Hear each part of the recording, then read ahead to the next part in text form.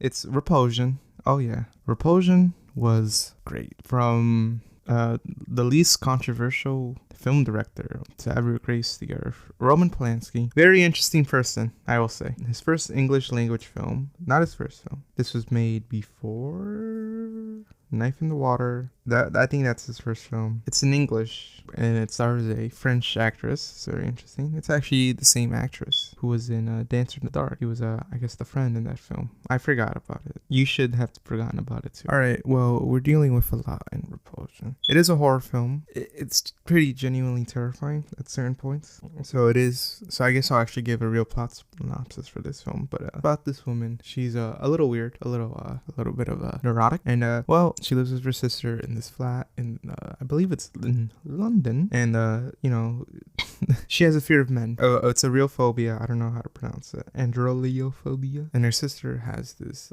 new boyfriend that she keeps on bringing to her apartment. And our main character, who is named Carol with an E at the end. I've never seen it spelled that way. It's like, I don't like him.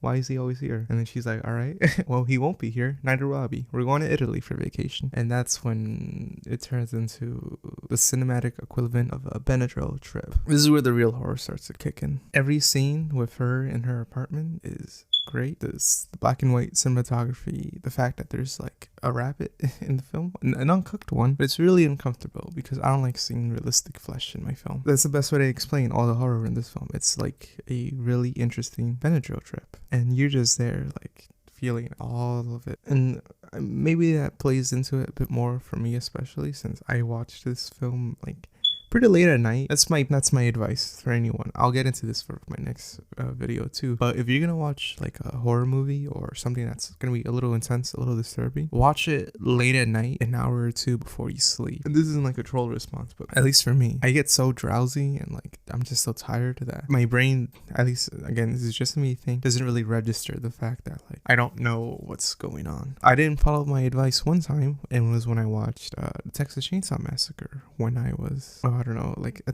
year or two ago. I think it would have been last year. But I watched it in the middle of the day at like 5 in the afternoon.